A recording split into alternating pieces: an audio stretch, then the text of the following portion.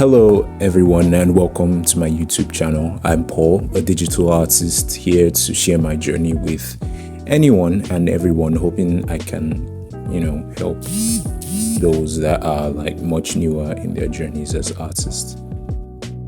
Today we're going to be talking about shading digitally, the styles and techniques, and then I'm going to be showing you how I paint with a particular style, cel shading. Let's get started. Okay, so first things first, the number one thing, the biggest secrets in painting, don't tell anyone I told you, because the big artists don't want you to know. In order to create a stunning digital shading, you're going to need a drawing to shade in.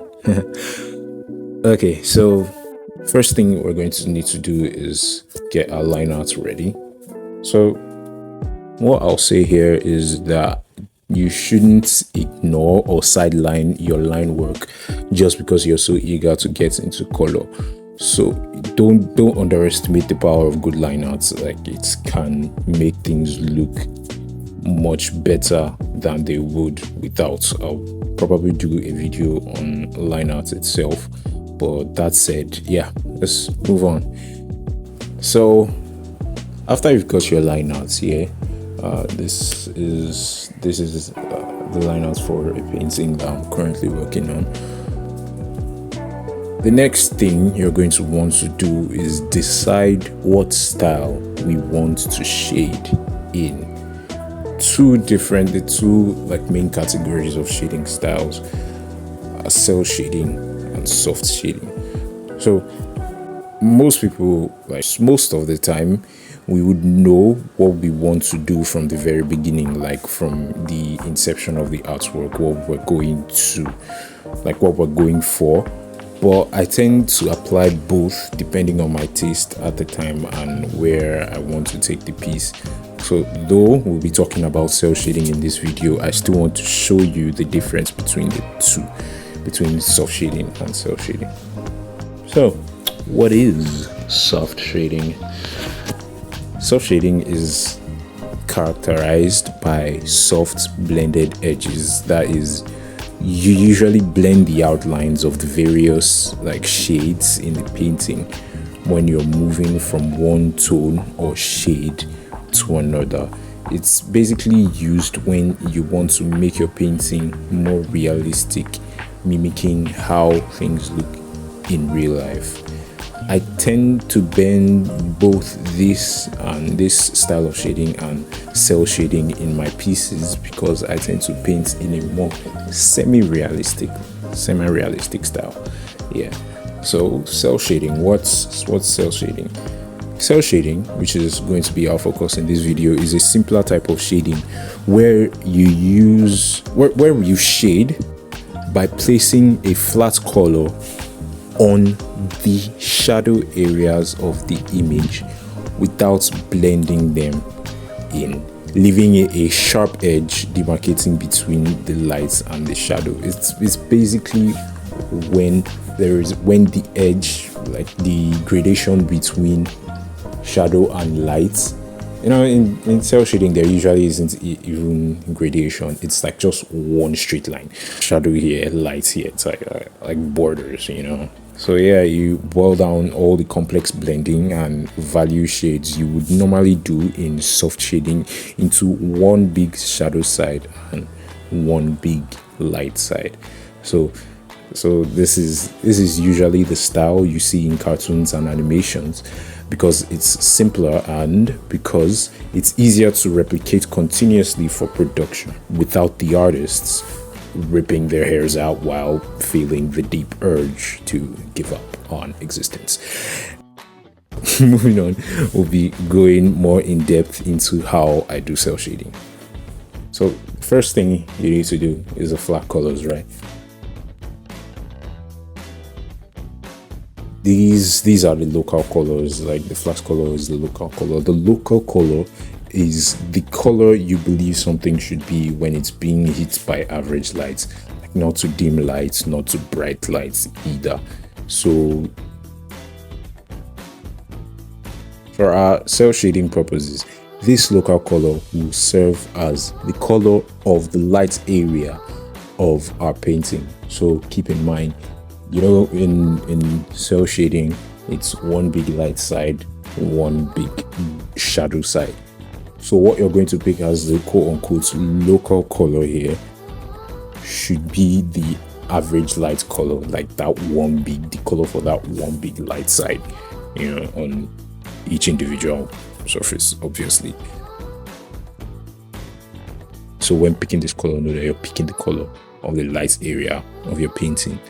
Art legend has it that local color doesn't really exist, and it's all really just an illusion, a trick our eyes play on us. Something else I tend to add along with the flat colors on a different layer though are things like blushes onto the characters, things like reddish areas on the skin, darken the areas, a lipstick, stuff like that, skin blushes. I also like to duplicate the flat color layer and keep a backup. This will be helpful in case I want to select a particular part of the image. Or you could even use the duplicates as a palette from which you can keep picking your original colors if you want to do that. Next step, black and white value check. So something I like to do after picking my flat colors is make sure that the flat colors or local colors work well together in terms of value. This has more to do with like making your painting better altogether, and not really it's not particular to cell shading at all. It's general, it's for your painting. So I do this by turning the flat colors into black and white and seeing if there's enough contrast between the various elements of the image. So to turn the image black and white, you create a new layer above your color layer. Change the layer blending mode to color. Then fill the new layer with either black or white. And boom, black and white. What I tell you. If the contrast isn't enough for you, then you can just keep tweaking the local colors until you like it. There's an objective standard to these things though. The values, which is the relative lightness, darkness of something. When you convert the image into black and white, the values of each individual part of your painting should be such that you can distinguish them easily. Like when you turn it black and white, you can tell the difference between foreground character, your main character, and the background. They should be of like different values. There should be contrast between them, basically. Now we get into the next phase of the shading process. Stage 5, light source. In order to have a cohesive piece, you need to decide before you start painting where your light is going to be coming from, so that you'll be like able to tell clearly where there should be light and where there should be shadow. For the sake of simplicity, we work with only one main light, for now at least. And like also for simplicity's sake, we will just have the light come from a little high up from the side. Like that's the typical lighting most of us are used to. Like that's something similar to how the sun lights things outdoors. So it's a common lighting practice. Stage 6, shadow shapes and fills. In this stage, we separate the light from the dark.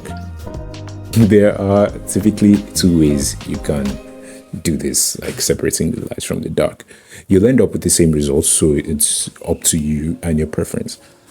I'll show you with another word. The first way is by adding shadow. This is how I usually do it. It's basically adding the shadows on top of the local color. Yeah, you can do this on a different layer if you like. You can do the adding of the shadow on a different layer. So what you're going to do is block out the areas of the painting that will be in darkness.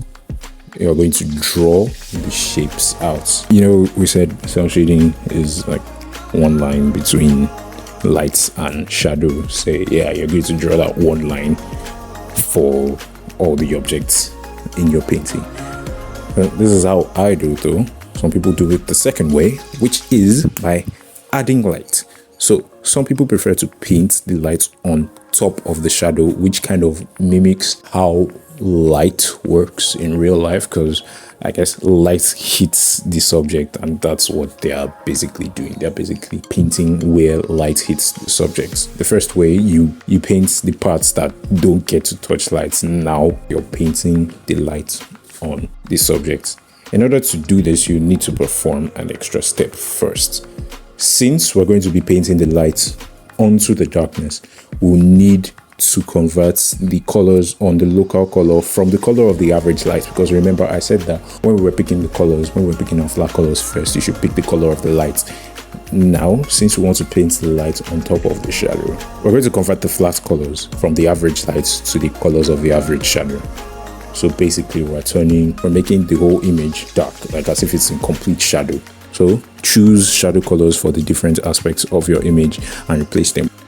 On a different layer, on top of what is now your shadow layer, you start painting in the areas where light touch the local colors.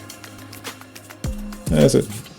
So those are basically the two ways you could do it, but the way I'm used to is painting by adding the shadows. So let's paint the shadows of this painting with that method. Okay, so to add the shadows, I'm picking different colors and using the lasso tool to draw the shadow shapes, and then coloring the shadow shapes with the fill bucket. All this is being done on a different layer, by the way.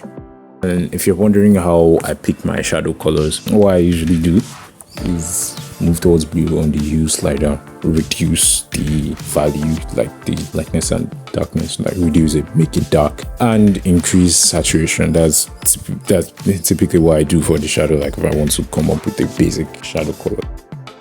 Also, if you prefer to draw in the shadows with a brush, you can also manually draw in the shadow shapes. But I want a really distinct, clean, hard edge look for my shadows in this painting, and I find that the lasso tool achieves that pretty well, more efficiently than drawing it with a sharp edge brush. Yeah, so another easier way some people go about adding the shadow shapes is by going to a new layer, setting it to the multiply blend mode, picking a shadow color. The choice is yours, but blues and purples are the colors people usually choose, and then shading the whole thing with that color. So instead of picking individual shadow colors for the different parts of your painting, you're just going to paint with one blue color on everything, and that's going to put everything in shadow. And we're basically done with the most important part of the shading. You should already have a cel shaded piece by now. The things I'm going to do next aren't like necessary steps. They can help your paintings come alive a bit more. So stage 7, subsurface scattering. If you don't know what subsurface scattering is, it's a glow given off by objects with translucent surfaces like human skin when they're hit by strong light. Yes, human skin is translucent. If you want to see it, just like place your fingers in front of your phone touch lights. Basically, that reddish glow that comes up. Yeah, that's subsurface scattering. In humans, it's red because of the blood inside of us. But in other objects, it could be different colors depending on the color of the object or whatever it is inside the object. You get, so for example, in leaves, it's going to be green. It basically takes the color or the hue of what is inside. So we can start adding it around our shadows. It's placed at the edge of our shadows. I think I should explain that. Basically, what's going on in subsurface scattering is that the light adds glow to the shadow of the object. So basically, light hits the subject, and at the point where it transitions from light to shadow, since the object is translucent, light also hits whatever the substance inside or under, which is a subsurface, under the surface of the object, which kind of gives a glow to that to that part that is entering shadow. So why add it? Adding it helps your figure look more alive. Gives a little bit of oomph, you know what I'm saying? So since this is cel shading, you can just like add a strip of red color, add a strip of red between the lights and the shadows, or you can blur it out a little, which is what I usually like to do. However, whatever you do, know that the subsurface scattering doesn't show up everywhere, and it's more prominent in some places than others. So don't go just like painting red, like outlining the whole shadow, outlining the whole shadow in red. It's just going to make it look weird and off. So in humans, for example, areas like that where it usually shows up it also shows up in bony and cartilaginous areas. So areas where it usually shows up are the ears, the fingers, the tip of the nose, and for me it's also prominent on my head because there isn't much brain inside. Stage 8, highlights. How I pick my highlight colors. Okay, so I find that when working with cel shading, the highlights shouldn't be too large and too bright, especially with something like skin, because remember, we're not going to be blending, at least not too much, because this is cel shading. So there's going to be just white dots or strips of white on your painting. If you overdo the highlights, it could look strange. Highlight, imagine like there's one light side and there's a shadow side, and then on the light side there's like one giant ball of white. Be moderate, alright? How I pick my highlight colors, I think I basically do the opposite of how I pick my shadow colors. I increase the brightness, reduce the saturation like a lot, so it's like almost white, or depending on the lighting scenario, but usually regular daytime lighting, so it's almost white. And then move the hue slider toward yellow, away from blue. And when I'm picking my shadow color and when I'm picking my highlights color, it's starting from the base color. Stage 9, secondary lights. So yeah, we wouldn't be done without secondary lights. So secondary lights are basically extra lights in your painting apart from the main lights. It helps to add dynamism in the lighting and makes the painting look more interesting. The types of secondary lights you commonly find are fill lights, bounce lights, and rim lights. Fill lights are lights that are used to illuminate or soften shadows a little. These are really common, like they tend to give a cinematic look. You don't want your shadow to be like completely black. Like you shine the lights on the subject on one side, and then on the other side there's like a really dark shadow that's not really giving. So you add a fill light to that shadow side, which is just like a soft light, so that to soften the darkness of the shadow a little. Bounce and reflected lights are lights that reflect onto your subject from surfaces or objects around your subject. So they are usually soft lights as well. Like even in cel shading, you have to make them soft if you want to show them, though they aren't typically shown in cel shading unless they are really prominent. I would also put glows from objects in this category, like I say magical orbs, fire glow, that type of stuff. Rim lights are found on the outline of the subject. It's usually achieved from lighting coming from behind a subject, then it shows up on the side of the subject. It's usually used to help separate the subject from the background. So you should keep in mind that the secondary lights should remain secondary. They shouldn't be as bright as the main lights, except you're trying to like give a particular effect to your painting where the primary and secondary lights are around the same strength. I don't know, man. But then in that case, if the two of them are the same, there wouldn't be a primary or secondary lights. Just lights. I'm just saying. That's about it. And yeah, that's how I shade with the cel shading style. Cool. If you were watching, I hope that helped. I mean, I know more experienced artists teach this stuff, but yeah, I hope that the way I explained it, something helps, or that you learned something new, or at the very least, that you were entertained. I hope. So, if you liked what you saw, like and sub. That's step 9. Yeah, that's the final step. Stage 10. Like and sub, bro. Oh, and so this is like my first video, so you can please do leave pointers, thoughts, and requests down in the comments too. Help me figure out this YouTube thing, So yeah, thanks for watching. See you later. Gator.